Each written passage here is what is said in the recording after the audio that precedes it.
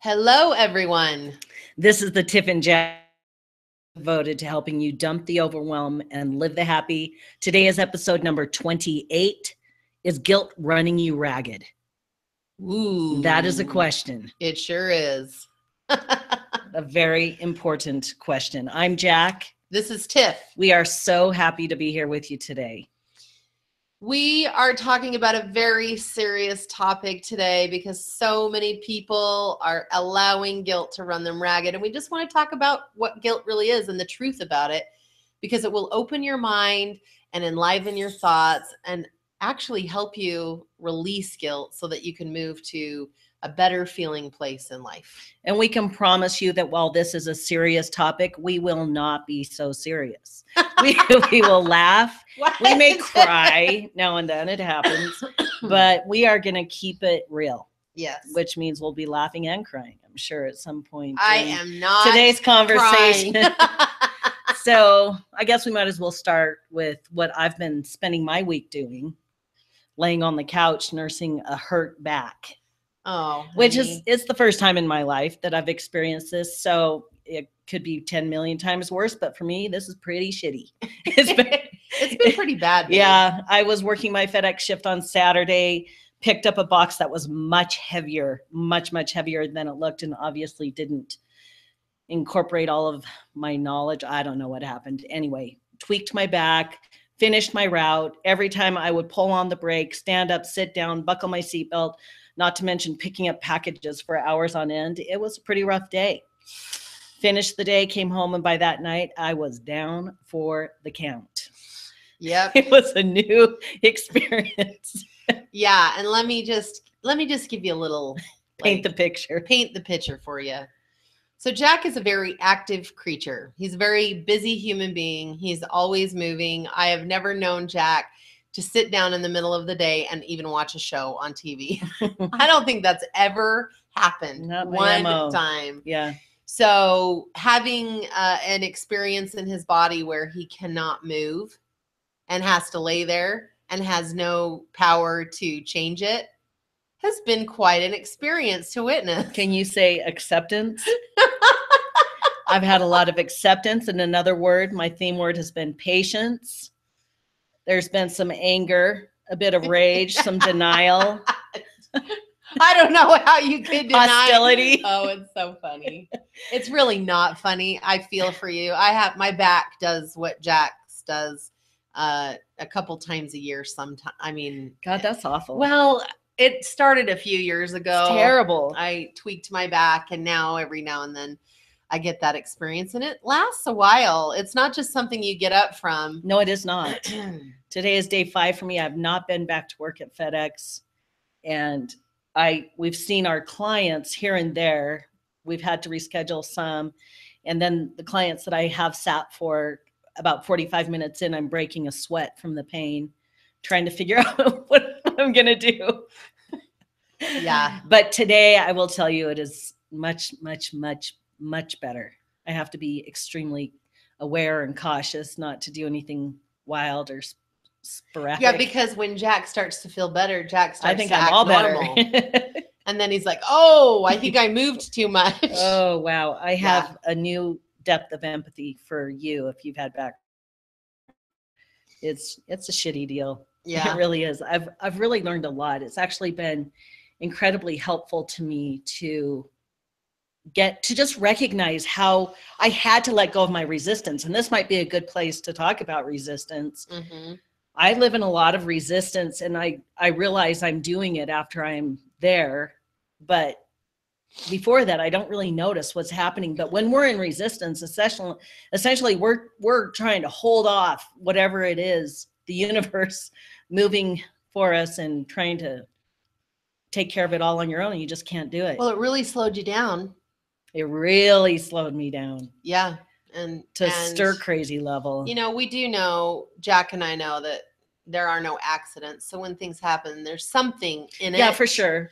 That's moving us to a better position. Yeah. So, and even, and I talk about resistance. So for me, that just means I get so frustrated and I feel so tied to all the things that I'm not getting done. And how am I going to get this done and that done? And laying there immobilized. I can't even move or get up or get down or whatever, wipe my own ass. God. And Yeah, and it's been rough because I've been getting up doing some of the things that you I do. usually and always do. It's just what I do. And Tiff is running around working for me. You're an awesome worker. Yeah, But resistance is futile. Resistance is like futile. the Borg says. When I finally reached the point of like acceptance, okay, this is where I am. This is all that I can or can't do. And then surrender and allow the universe to assist me in, getting to a point where my back feels good and getting the things done that need to be done or letting them go until they can be done. Allowing Tiff to do all the extra stuff that I would normally do without feeling guilty, which is part of what we're talking about today. Mm-hmm, mm-hmm. And finally, when I reach a point, and it's not like I just reach one point of not being in resistance. I had to do it like 20 different times because you get to a point where you can allow the experience to be where you are. And then you find yourself being pissed again and getting angry or frustrated. And that's when you're in resistance. Too much piss and vinegar from you. Well, I've had a bit. I think the highlight of the entire experience, first couple of days, I was just popping Advil every 4 to 6 hours. Yeah. And then finally got a pain pill. My God, what a difference that made. It was really in that moment that I felt like, okay, it brought so much relief to just be out of pain for a bit that my mind could wrap around what was coming of having a back that feels good again. And that's the power of relief. And that is why we created our free gift, which is relief in 30 seconds or less, because we want to help you and us when we get in resistance and we're feeling stuck and hit with something big that we weren't planning on. Our free gift is to help you identify what's happening and get back into a state of relief really quick, which puts you in the power seat of manifesting what you want. This is like most people probably wouldn't take a look at pain pills for back pain this way, but this is what I want to share about relief. It doesn't really matter how you get your relief as long as you're not hurting another person, of course. But if you can get relief in any kind of stressful situation, it puts your brain back into a place of relaxing and allowing the universe to bring in. So this is what I noticed. Last week I had to take some narcotics for my ear. Oh, you had because my ear was ear canal swollen infection. Shut, and I was so her sick. Whole face was swollen, and the pain was unreal. And when I took a pain pill, it relieved that pain and it reminded me of what it feels like to feel good. And immediately I started to become well. And I noticed the same thing with your back. Exactly. And you didn't take any pain pills because, you're going to get through it. Yeah. I just, if I don't have to, I don't want to. Yeah. But, and, you took that pain pill with some Advil together and you're like, oh my God, I can't believe how much better I feel. Now I remember what it feels like to feel good. I could tap into that feel good place, which before I was in so much pain, I couldn't even touch it. Yes. I didn't know how to get there. I tried and the relief was so incredibly delicious. Right. It felt so good. And then that night I slept a little bit better, still. Right. Since then. And now I can honestly say I am on the mend. Yes. I'm sitting here on a pillow, but I am sitting here recording our podcast. Miracle. It's a Christmas miracle. It's a Christmas miracle.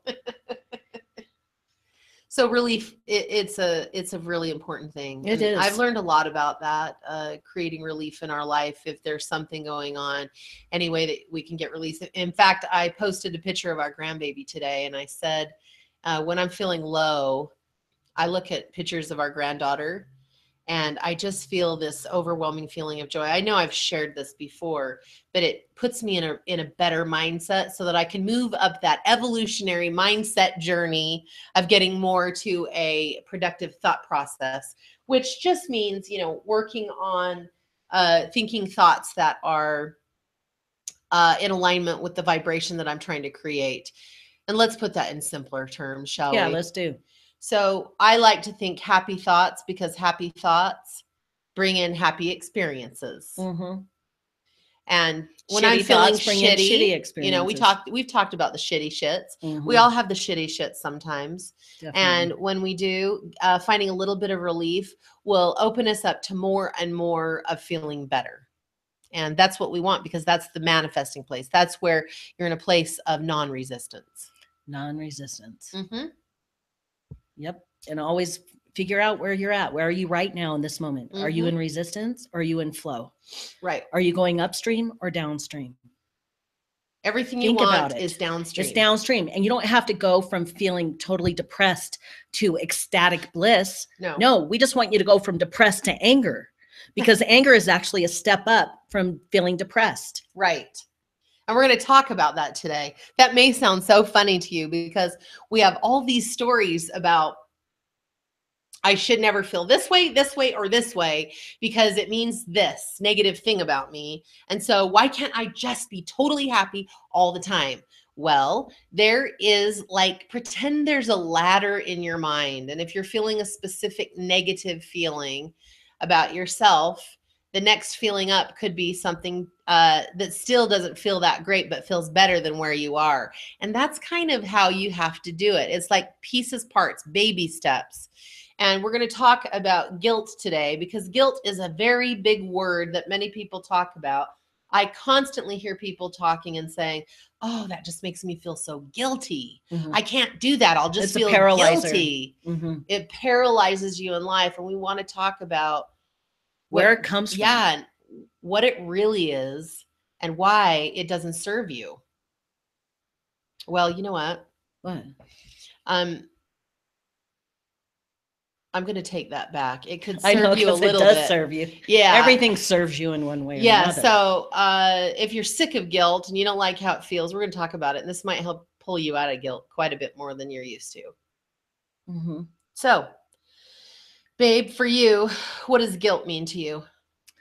Well, I spent a lot of my life feeling guilty, and a lot of that guilt was tied around feeling like I was failing before God. So because of the religion I was raised in and the view I had of God, I felt like if I didn't do things a certain way, then God would not be pleased with me. And then I felt guilty because I wasn't doing it right.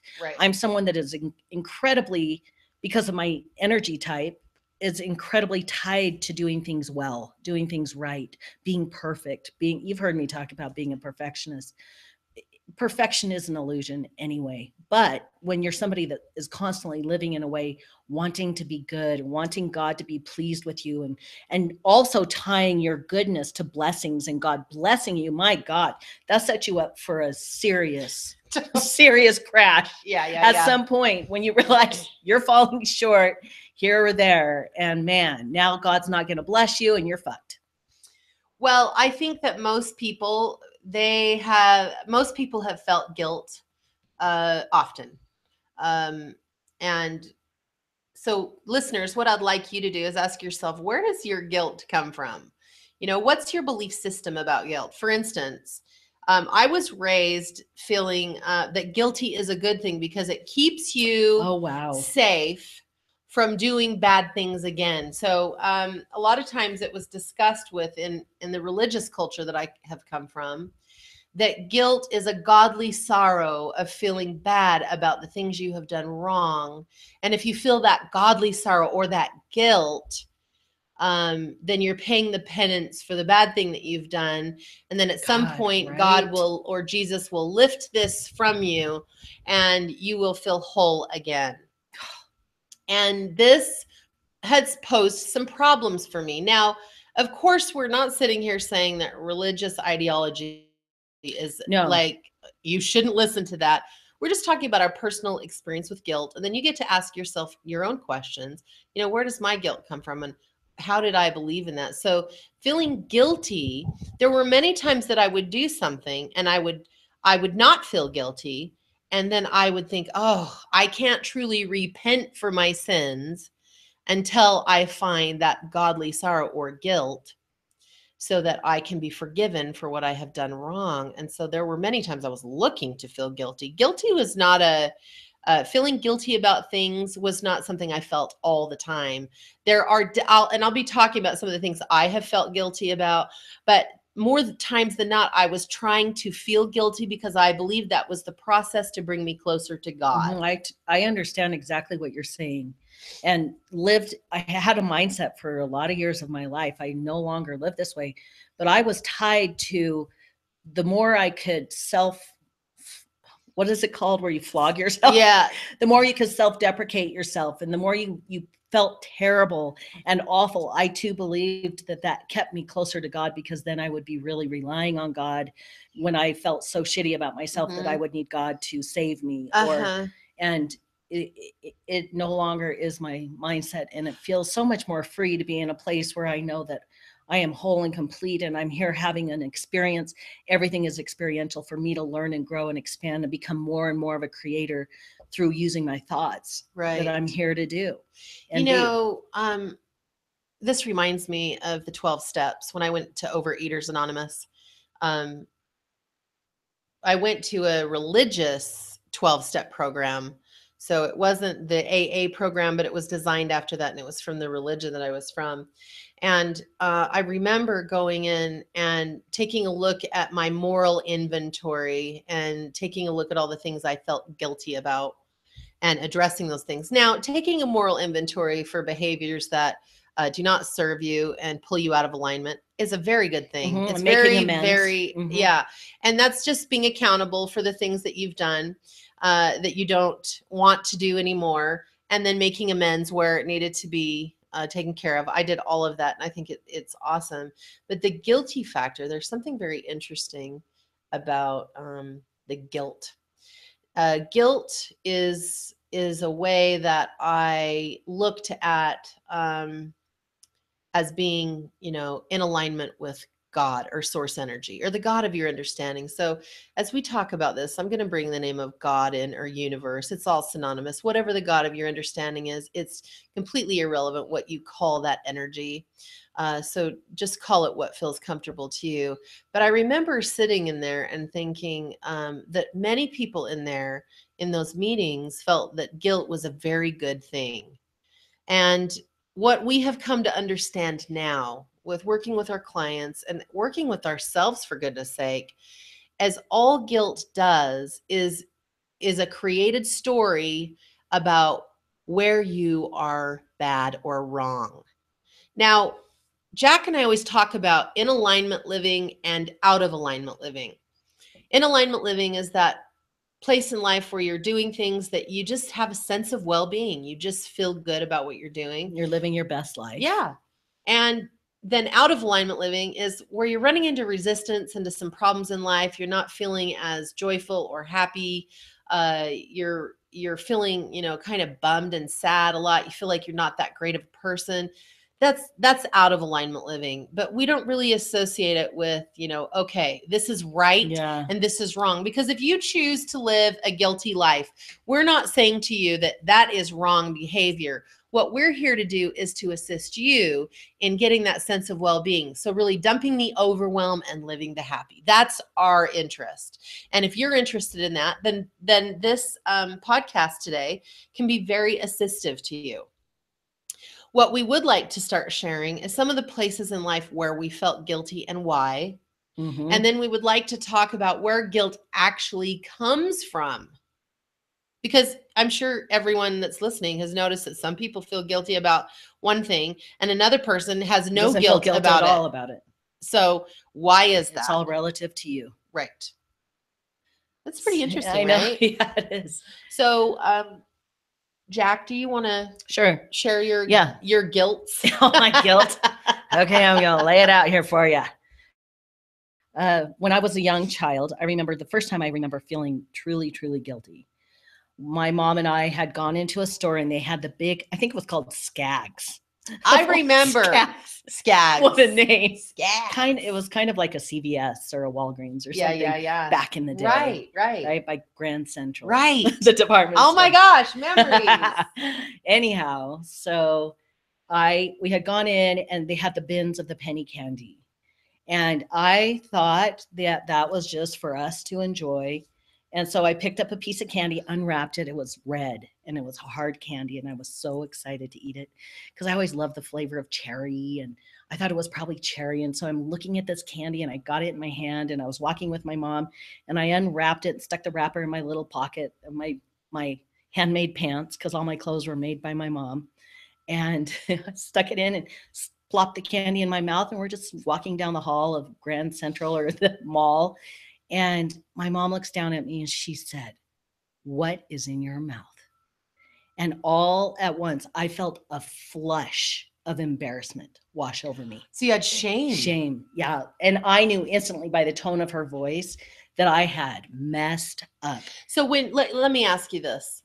When you saw that candy, did it occur to you that you shouldn't eat it? No, not at all. It just looked like when you go to a store and they have a basket of candy and you can have a piece of candy. These just happened to be really big bins and they were all sorted per type of candy. And I thought, this is great. So I just picked my favorite, which was the red one. And I was so excited. You're so cute. And it was probably the worst candy I ever had because I felt so deeply ashamed. No wonder you're allergic to red dye. Oh my God, that's probably true. Because our emotions are running the discrepancy in our body. Our bodies is linked to our emotions. And I have had issues with red dye my whole life. I'll get hives if I eat too much, like cinnamon bears or red dye. Yeah. Licorice. Or even red dye in like anything you put on your skin. Yeah. It makes my skin. Oh Holy crap. We're going to have to do an experiment. I'll clear all of this. I'll go back to that story, clear it out, clear the guilt out. And that, which is our specialty, is helping us and you clear your limiting beliefs and things you're believing about yourself because of your experiences. This is a perfect example. Right. I adopted a belief as that little 5-year-old or 6-year-old kid that I was shameful and that I was bad. Right. And doing something wrong. Right. And because we were such a religious family, I linked it all to God and that God was very unhappy. And I'm sure my mom probably said, Heavenly Father doesn't want us to steal. And all of a sudden I realized I'm a thief. Right. Wow. So how would it have been for you if your mom would have said, "Honey, what's in your mouth?" And you could have said, "This candy." And she could have explained, "Well, when there's candy in the store, for us to be able to eat that, we have to pay for it. So let's go pay for that." And I think we did go back to pay for it, but it wasn't a gentle. Yes, but when she's like, "What is in your mouth?" I'm like, oh no. It's like, oh, I did something bad. Messed and up. It probably didn't occur to your mom that you didn't know. All she could think is, it's one of the 10 commandments has just been broken and I must teach her at this moment that thou shalt not steal. And as parents, we do stuff like that. I'm sure I've done many, many things. Yeah, I've had a few experiences, and another stealing experience. I guess I may be a thief. I've had 2 stealing. I've stolen 2 times in my life. The other one was when I was 18 years old. I was in college, poor college student, just, working part-time, going to school full-time, just trying to get through and have enough money for the things I needed. And we had gone into Albertsons, which is a food store that also printed out pictures. Do you remember the day when you would actually take your film and take it in and get it all printed out? And it cost a fortune back in the day. It did. To me, it cost was like $8. I think it was $15 for mine that day. Wow. And I picked up the pictures. They gave me the pictures before I had paid. I'm sitting there and looking through my pictures, and I just was with a group of friends, and we all started walking out to the car, and I got halfway out to the car with the pictures in my hand and had the realization that I had not paid. And it was that moment that I had a decision to make. And guess what I chose? To take them. Wow. I did. And I tried in my mind, I remember rationalizing and justifying. God, I felt like shit. I really did. And I tried to make it okay that I always go in and develop my pictures there. So I've paid so much already. I'm sure that this will be okay. Well, guess how long that lived with me? 20 years. Wow. I never forgot about it. 20 years until we were in the 12-step meeting and making amends. And I started reading about the making amends, that was still in my mind and my thought process. And the guilt was very deep for me about that experience. And so 20 years later, I went back to that store, walked in, found a manager, and told them what I had done 20 years ago. You should have seen her face. She looked at me and her jaw drops. And she just kind of shook her head and smiled, patted me on the hand. And she said, you just restored my hope in humanity. Wow. I know. Wow. I was ready to be like fined or something. Wow. I mean, it's a misdemeanor, for God's sake. Oh my gosh.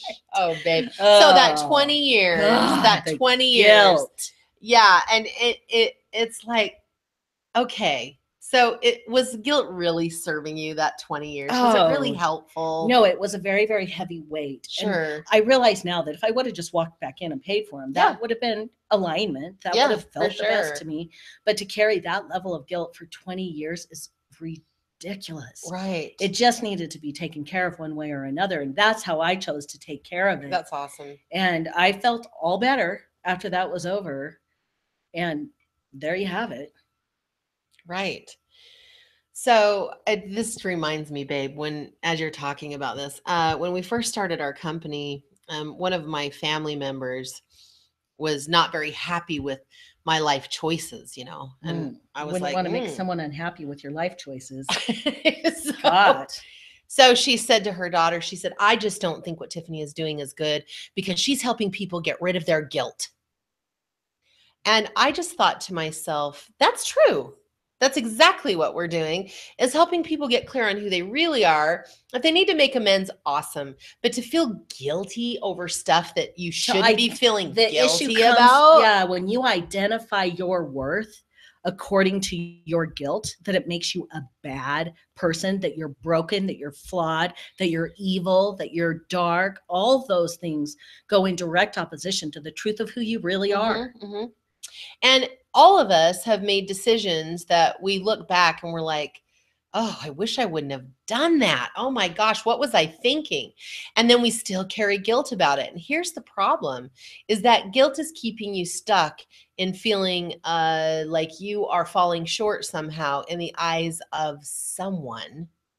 Most of the time it's God or universe or yourself, your family. And we sit there and we stew on it and it makes us feel bad. And when we feel bad, we don't really live our best life. No, we don't. So guilt is not, it's, if you feel bad about doing something, then make amends and release it. Release the story you have about yourself.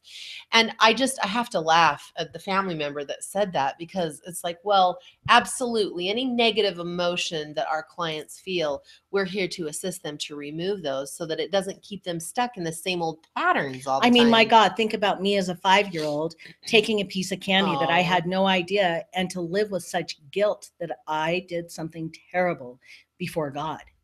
That is so extreme.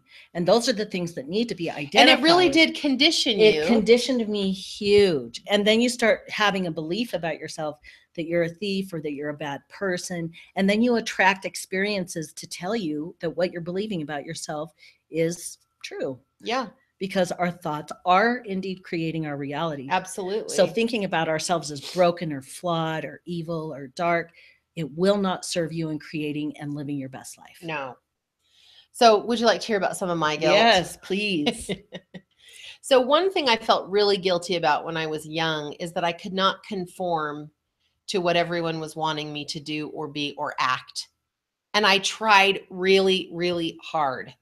And here's some of what I was experiencing. And oh my God, I wish I would have had me now to come to me then and say, okay, let me help you understand this. Everything's okay. So, I have a very dynamic energy in the way of I am quite, I guess the word would be volatile. Extreme emotion. Mm-hmm. I'm a very reactive energy. And part of my life here has been learning how to manage that and live my best life anyway. So when something happens, when someone tries to control me, I would get very volatile as a child. Now, I still have some volatile feelings that come up in me now because I have such passion about living as my authentic self and not living for someone else's authenticity, that I do still get those feelings, but I know how to manage them and see clearly through the emotional response that I get. But it's nothing like it used to be.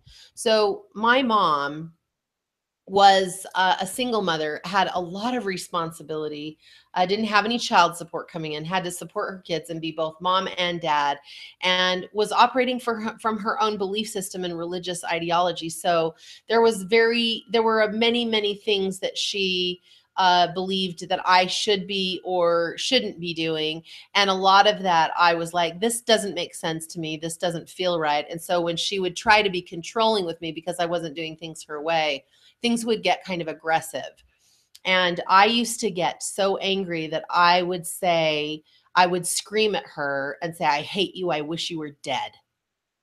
And every time that came out of my mouth, it was like this reactionary explosion of, you know, demanding my own power and choice and authenticity. I was so passionate about it. And then I would go in my room and I would fall on my knees and start to sob and ask God to please forgive me and to help me to never do that again. And I did it over and over and over. And the guilt was crippling for me because I loved my mom. I didn't mean it, but when I had such expressive words and I was so passionate, I would say these things. And oh my, I just can't believe how horrible. I literally felt like the worst person in the world. And that went on until I moved out because she was such a strong personality and I was such a strong personality, and she would try to control me, and the way she wanted me to be was not how I was, and I absolutely refused to do it. And so when she would try to force me to do those things, sometimes she would get aggressive with me, and then I would retaliate by saying probably the worst things you could possibly say in the English language to another person that you love. And I just would feel like absolute shit. And it was this vicious cycle, and that I felt bad that I couldn't do it the way other people wanted me to do it. And I tried, but it just was so fundamentally against who I was. It just felt to be impossible. And so the guilt from that was just pretty horrific. And I carried that for a lot of years. And it really hurt me, that I carried such awful beliefs that I was such a bad person, because I didn't really understand how valuable it is to be a human being and be able to see that this doesn't work for me and I'm not opting in because you say so. Now I can look at that and say, I was an awesome kid. Yeah, that's a I powerful didn't go place. out and do all those things that parents dread about their teenage children. I didn't do any of those things, but I had my own way of viewing the world. Except sneaking out and kissing the boys Yes, in the sometimes, middle of the night. you know. You were very good. Good. Well, good as Good. in religiously, I kept to the things that I was taught for sure. Strict moral standards. Yes, strict moral standards. And so, that was one of those things. And then I think some of the guilt that I suffered later in life was how I parented, because I parented in ways that I would never parent now with my kids. I have my oldest biological son is very hyper and was very demanding. He needed a lot of things to do, and I was in bed with depression a lot. And so a lot of times I would just tell him to go away. I'm like, you've just got to get out of here. You're driving me crazy. Go play.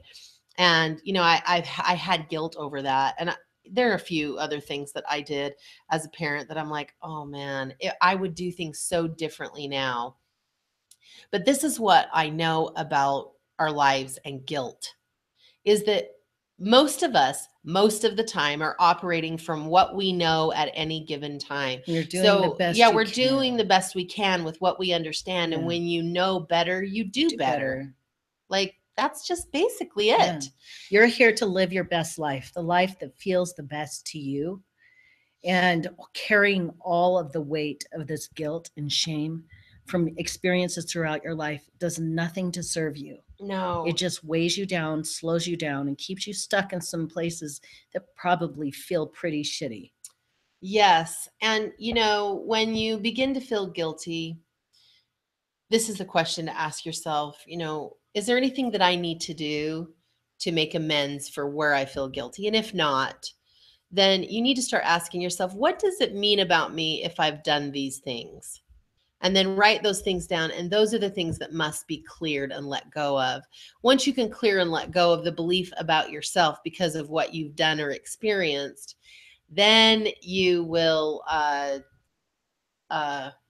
be able to, that chemical response of guilt will disappear. Now, listen, all guilt is a chemical response that happens because of a negative belief you have about who you are. Now, remember when I was telling you about being the little kid and popping the candy in my mouth, and the minute my mom said, where did you get that? I was flooded with a hot burning through my body. Right? And I felt instantly just hot and embarrassed and ashamed. Yes. Yep. And that's the chemical link to shame. Right. The chemical dump that your hypothalamus dumps into your body linked to the emotion of shame. Yes. And guilt. And it's humiliation. It's the emotion of Yep. humiliation. Yep. So we would like to talk to you on a scientific level about guilt and shame and a bunch of other things as well.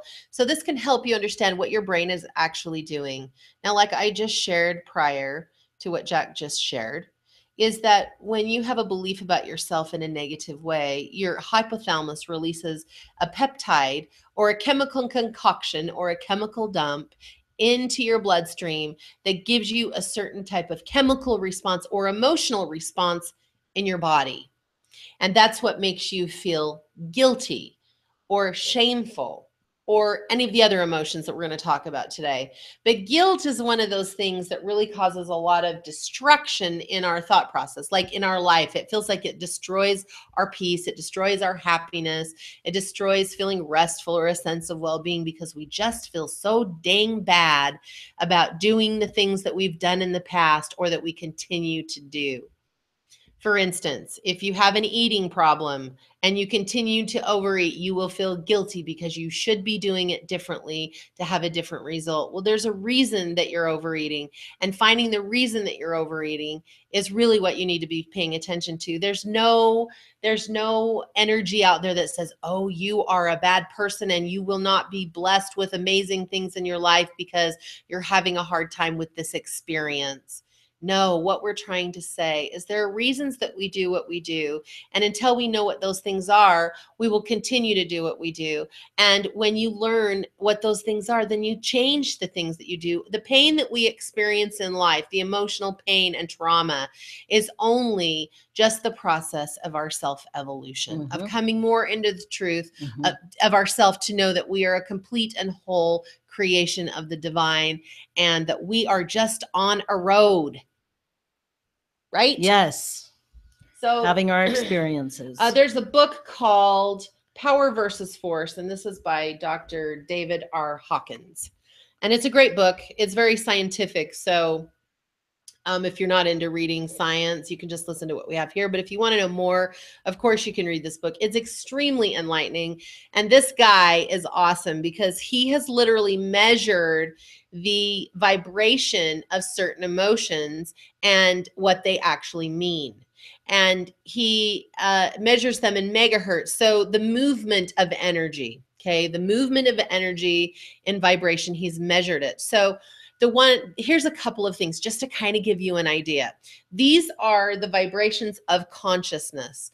Or if you don't know what consciousness is, it's just the absolute clarity of knowing who you are. That is what consciousness is. And that's enlightenment, okay? So the lowest frequency emotion is shame before death. So your flat line, 0, your body's not having any more emotional response, you're at 0. You're dead. Right? The next step up is 20 megahertz, and that is the emotion of shame. That is why a lot of people that feel deeply shameful either commit suicide or want to be dead. Yep. Right? It's the same frequency, the same energy, the same vibration. Yes. As death. And so here we Next to are. death. Next to shame is guess what? Guilt. Guilt. It's at 30 megahertz. Yep. Now, to give you kind of a spectrum here, the lowest emotion is shame, and the highest emotion is enlightenment, and that's 700 to 1,000 megahertz. Okay, and that's where they measure Christ's emotional state. Christ consciousness. Christ consciousness. And shame is 20, guilt is 30. Okay, so what is above guilt? Apathy. Apathy. Now, isn't this interesting? Feeling hopeless. It's that feeling of hopeless. Now, let's go back to guilt for just a second. I want to talk about guilt and how we perceive the universe if we feel guilt all the time, and how we perceive ourselves, and then the emotion that comes with guilt, because guilt is just that feeling that is like, oh, I just feel so guilty, but it creates an emotional response.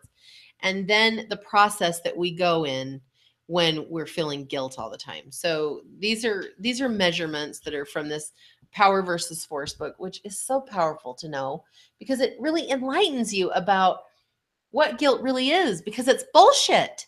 There's no reason to feel guilty about things. If you feel out of alignment with someone or something, then figure out why you're doing that behavior and work on that. But we're not here to live as perfect beings. We're here to have an evolutionary experience where step by step, we're learning more and more about who we truly are. And when you do that, you just become better. So getting guilt off so that you can feel, make sure you're safe so you never do those bad things again. God, no. That is not really what's happening. What you're doing is you're dampening your evolution of joy. So let's talk about it. So guilt. Most people that feel guilt experience the feeling of thinking that the universal energy or God, let's just say their view of God or universe is that it's a vindictive place. It's out to get you. Which this brings me right to the point where we need to bring in the most important question, according to Albert Einstein, that you can ever ask yourself and answer is this a friendly universe? Is it a benevolent universe? And you asking yourself that question is what allows you to figure out where your point of reference is. And here's the deal. So even if you don't know and you aren't sure, and maybe you were raised one way to think God or universe is malevolent, it's out to get you, it doesn't give a shit, it's totally indifferent to you, fine. But even you choosing to believe, just making a choice to believe that it's a friendly universe will begin to shift your experience here. You will begin to bring in and manifest and open and unlock the hidden hand of the universe in your life to bring more good into you instead of thinking all it does is bring bad to you. Right. So vindictive is another word for revenge. So revenge or vindictiveness comes from when you do something wrong, something or someone is going to do wrong back. And that is how most people that feel extremely guilty feel about God or universal energy, is that because you did this bad thing, now you're going to have a bad thing. Yep, exactly. And then one of the things that we believe about ourselves as a very guilty person is that we are not good people. Evil. You can use the word evil. That's you can the use one the I word always use. bad or wrong. They're all synonymous with what we believe about ourselves if we're extremely guilty people.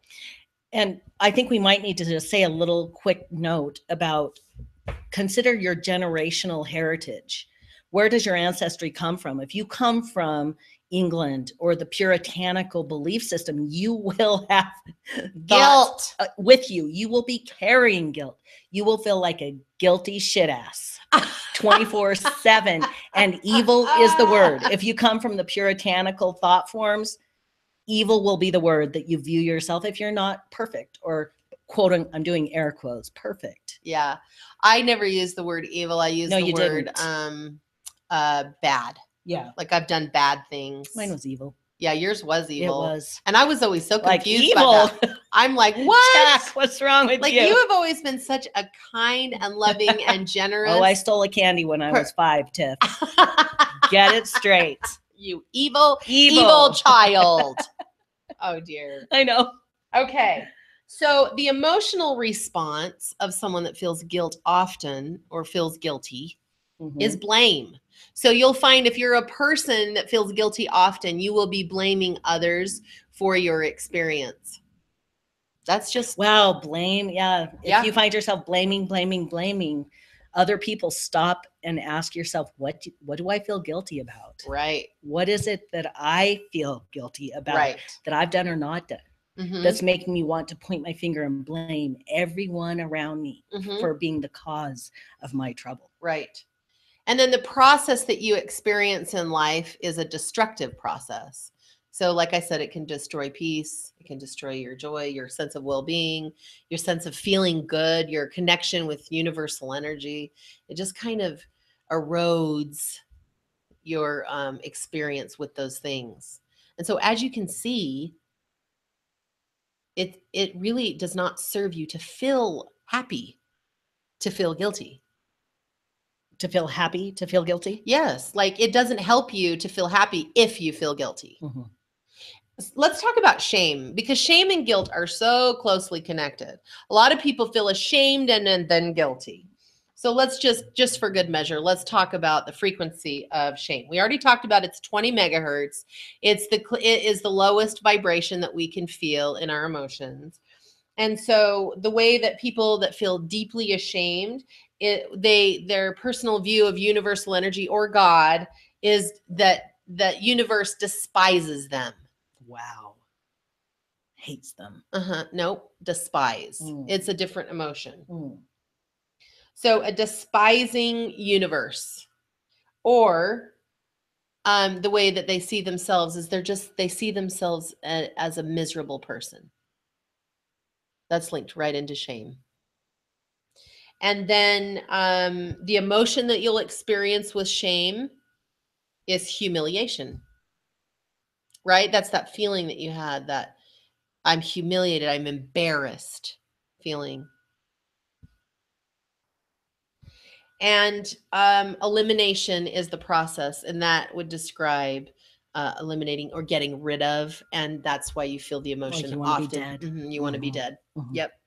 Isn't that Oh, interesting? super intense. It's a very heavy Yeah. place to be. I'm just going to go through the list of the levels of consciousness. And again, you can look at the book Power versus Force by David R. Hawkins, and it will really assist you in coming to a better understanding about your where you're at in your consciousness. Okay, so there's first is shame, then guilt, then a step up from that is apathy, which is 50 megahertz. The next is grief. The next is fear. The next is desire, and we're moving up on the scale of consciousness. And I know that many of us look at these things and think, hey, these are all bad things. I need to never feel any of this. But these are higher steps up. So shame, feeling anger is way better than feeling shame, because it's moving you to pride and then to courage. So we've looked at shame, guilt, apathy, grief, moving up to fear, then up to desire, then anger, pride, courage, then neutrality, willingness, acceptance, reason, love, joy, peace, and enlightenment. Fascinating. Right? So let's let go of the guilt. Let's really focus on the things that we're doing and realize we're all human beings in this evolutionary experience of learning more and doing better. And just know that you're doing the best you can with what you understand at any given moment, most of the time. And it's a process. It is. And wherever you are, you taking a minute to identify where you're at on this scale. If you're feeling angry, or maybe you're having pride, or you're feeling pretty neutral, just identify where you are, and just taking one step higher is all you need to even be concerned about. And the way to do that is just ask yourself, how am I feeling? And like we talked in our other podcast, I think a couple ago, about the minute you identify how you're feeling, your brain begins to release feel-good chemicals to assist you to feel even better. Mm-hmm. That's why it's so important for you to know how you're feeling. Don't just turn it off. Just pay attention to how you're feeling, and then you'll start moving yourself to a place of feeling a little bit better that will make you feel easier and a bigger sense of well-being, which then helps you to manifest more and more of what you want. Yes. So don't forget to think about the things that you want in your life. See yourself as having them, and just know the universe will deliver them with you allowing it to be. And that means you're a whole and complete person. And there's no room for guilt. But you know what? We have it. So it's time to take a look at it. Release the things that are making you feel guilty because you're just a person figuring your stuff out. Everyone is okay. Yep. No matter where you are, you're on the spectrum. Yep. It's You're all on there. good.